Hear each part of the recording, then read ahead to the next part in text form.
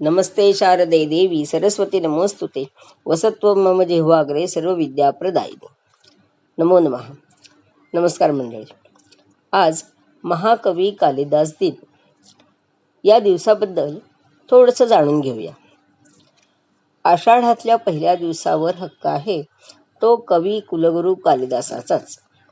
हा दिवस महाकवी कालिदास दिन म्हणून साजरा केला जातो. या दिवसाला महाकवी कालिदास दिन का म्हणतात जरा समजून घेऊया. पण त्याआधी मला एक प्रश्न पडतो की सध्याच्या पिढीला शाळेत शिकत असताना संस्कृत विषय असतोच असं नाही. मग या मुलांना कालिदास कळणार कसा? त्याच्या साहित्याची ओळख या मुलांना होणार कशी? आजच्या मुलांना शेक्सपियर शिकवला जातो, पण कालिदास शिकवायचा राहूनच जातो. कालिदासाच्या 7 कलाकृती प्रसिद्ध आहेत. अभिज्ञान शाकुंतलम, मालविकाग्निमित्रम आणि विक्रमोर्वशीयम ही 3 नाटकं, कुमारसंभव आणि रघुवंश ही 2 महाकाव्य आणि ऋतुसंहार व मेघदूत ही 2 खंडकाव्य. या 7 कलाकृती म्हणजे भारतीय साहित्यातील सप्तरंगी इंद्रधनुष्यच आहे असं मला वाटतं. आचार्य अत्रे यांनी कालिदासाच्या साहित्याचं अतिशय सुंदर वर्णन केलेलं आहे. ते म्हणतात, राजाच्या अंतःपुरापासून ते पर्वताच्या शिखरापर्यंत, गृहस्थाच्या संसारापासून ते अरण्यातील ऋषींच्या आश्रमापर्यंत कालिदासाच्या प्रतिभेने लीलया संचार केलेला आहे. भारतात अशी एकही प्रादेशिक भाषा नसेल की जिच्या वाङ्मयात कालिदासाची वचनं वापरली गेलेली नाहीत किंवा त्यांचा प्रभाव त्या भाषेवर पडलेला नाही. भारतीय संस्कृतीत जे म्हणून सत्य, शिव आणि सुंदर आहे त्या सर्वांचा सुंदर समन्वय कालिदासाच्या साहित्यात झालेला आहे. आदिकवी वाल्मिकी, महर्षी व्यास आणि कालिदास ही भारताची समग्र ओळख आहे.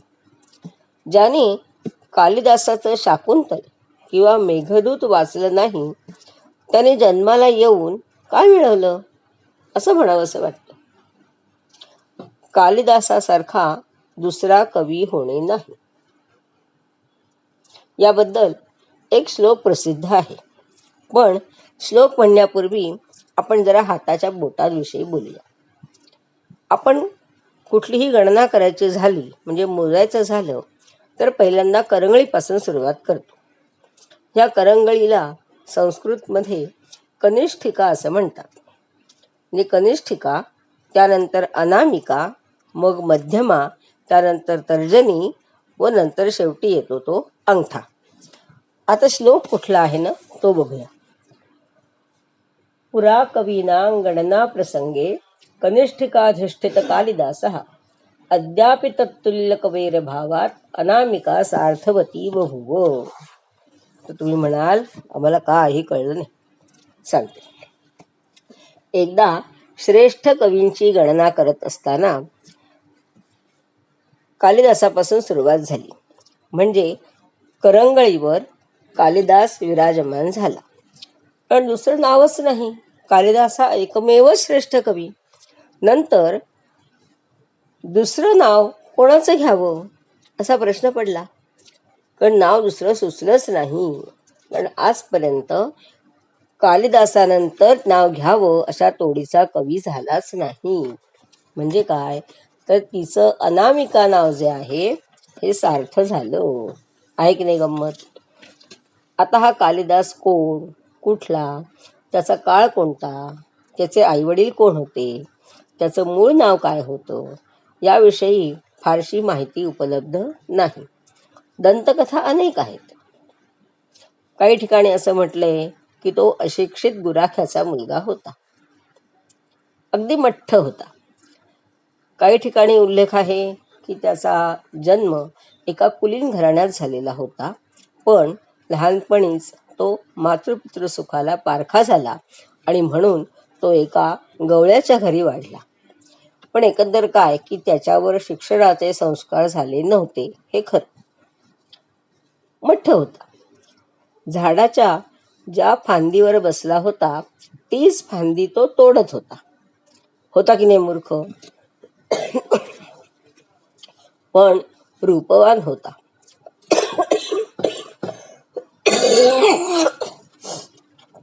देखणा होता.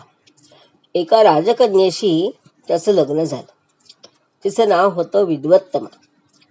नावाप्रमाणेच ती अति हुशार होती, बुद्धिमान होती, पण गर्विष्ठ देखील होती.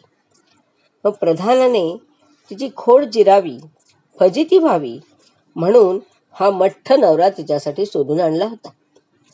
लग्न होईपर्यंत दोघांचं एकमेकांशी बोलणं झालंच नव्हतं. आपला नवरा हा अतिशय विद्वान आहे असा त्या राजकन्येचा समज होता.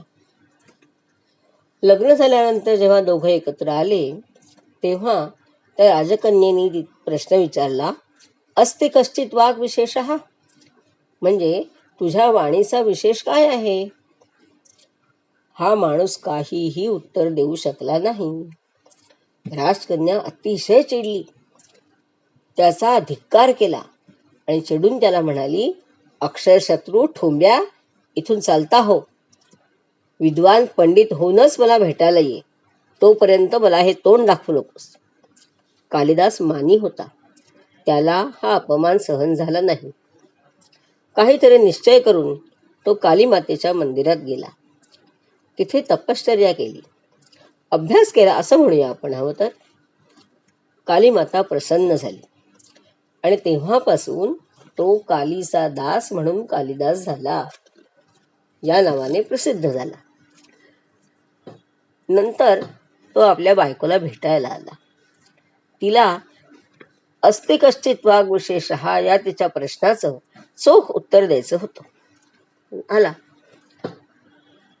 बायकोनी परत त्याला तोच प्रश्न विचारला, अस्ति कश्चित वाग विशेषः. त्याने अस्थिपासून प्रारंभ झालेल्या कुमारसंभवाचा पहिला चरण असु तर दिशी देवतात्मा, नंतर कश्चितपासून सुरू होणारं खंडकाव्य जे मेघदूत त्याचा पहिला चरण कश्चित कांता विरह गुरुणा आणि वाग्विशेष या शब्दापासून रघुवंश या महाकाव्याचा सुरू होणारा प्रारंभ वागर्थाविव संपृक्तौ असे जे ते म्हणून दाखवले. बायको चाट पडली. तिच्या प्रश्नाचं उत्तर तिला मिळालं आणि ती त्याची अनन्यसाधारण विद्वत्ता आणि प्रतिभा पाहून त्याच्यापुढे लीन झाली आणि म्हणाली, आता आपण सुखाने संसार करूया. पण कालिदास मानी होता. त्याने तिच्याबरोबर संसार करायला नकार दिला आणि तिथून बाहेर पडला. काश्मीर ते श्रीलंका ह्या सर्वांनाच कालिदासावर आपला हक्क सांगावासा वाटतो. हो, श्रीलंका बरोबर आहे. कालिदासाचा मृत्यू श्रीलंकेत झाला असं म्हणतात. श्रीलंकेचा राजा कुमारसेन व कालिदास जीवश्च कंठश्च मित्र होते असं म्हणतात. त्यांच्या मैत्रीच्या कथा आजही श्रीलंकेत प्रसिद्ध आहेत आणि त्या सांगितल्या जातात. नागपूर जवळील रामटेक येथे मेघदूताची रचना झाली असं मानलं जातं. आज त्या ठिकाणी कवी कुलगुरू कालिदास विद्यापीठ आहे. कालिदास मध्य प्रदेशातील उज्जैनीचा रहिवासी असावा हे सर्वांनाच मान्य आहे. कारण मेघदूतामध्ये तो मेघाला सांगतो, तू जाताना वाट वाकडी करून उज्जैनी पाहायलाच हवी, त्याशिवाय पुढे जाऊ नकोस. शिवाय अनेक दंतकथांमध्ये असा उल्लेख आहे की विक्रमादित्य राजाचा दरबारात नवरत्नांपैकी कालिदास हा एक होता आणि विक्रमादित्याची राजधानी होती उज्जैनी.